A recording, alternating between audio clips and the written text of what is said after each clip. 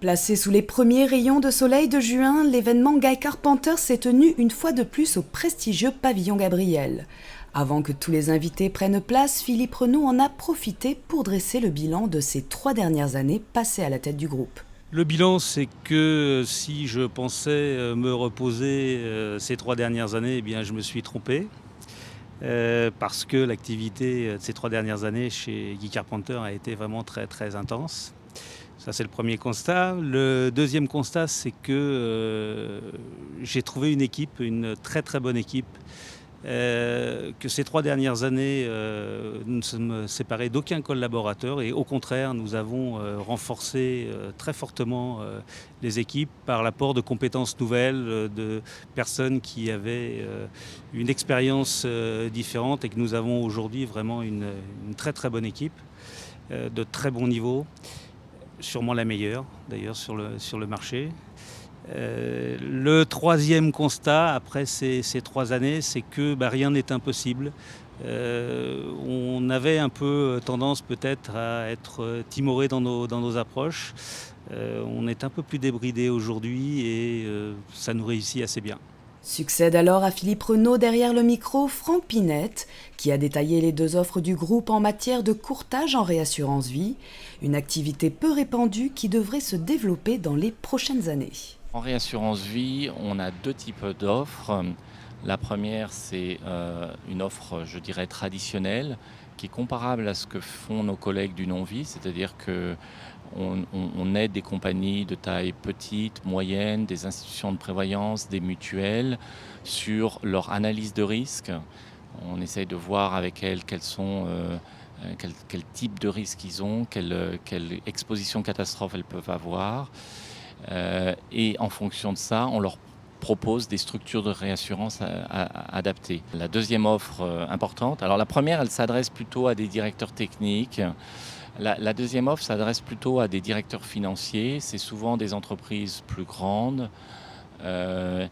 Et l'approche est plus utilisation de la réassurance comme alternative à des fonds propres, alternative à du capital. Et donc là, notre offre, c'est vraiment d'aider les directions financières à trouver du capital sous forme de réassurance. Et donc là, on a une offre qui est assez complète, qui à la fois qui traite du capital, mais qui peut traiter du résultat et également du cash flow. Les invités sont enfin tous arrivés, l'événement peut commencer dans la bonne humeur. Un événement placé cette année sous le signe de la découverte de 3 structures.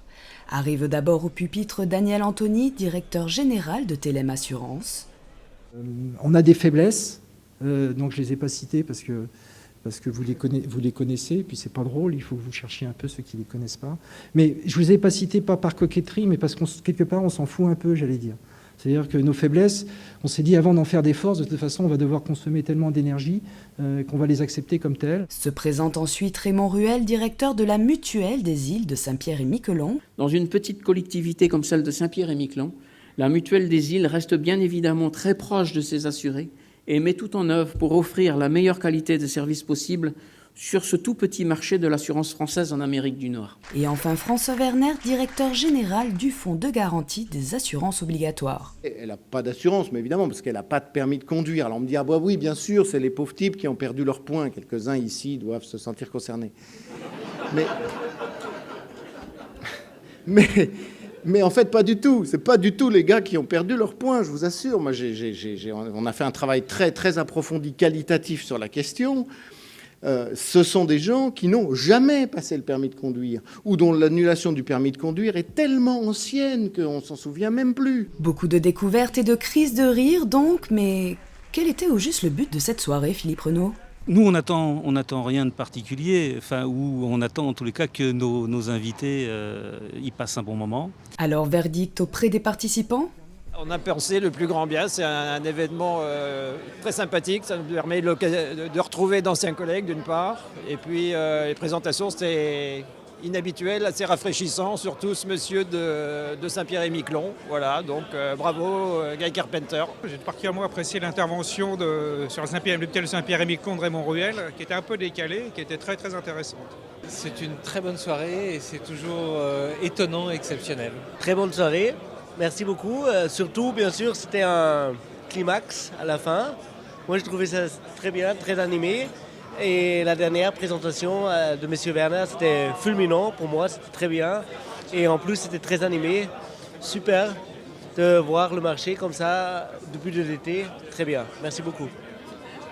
Moi, j'ai trouvé que c'était un événement qui tranchait un petit peu avec ce qu'on fait d'habitude, puisque finalement, on a une industrie qui est réputée sérieuse. Et aujourd'hui, je crois qu'on s'est tous bien amusés en s'informant en même temps. Donc, bravo aux organisateurs et bravo à ceux qui ont fait le concept de l'événement, parce que c'était vraiment un grand plaisir d'être là ce soir. Un grand plaisir donc. Une fois de plus, Guy Carpenter sait comment séduire ses convives. Rendez-vous l'année prochaine pour un nouveau concept d'événement.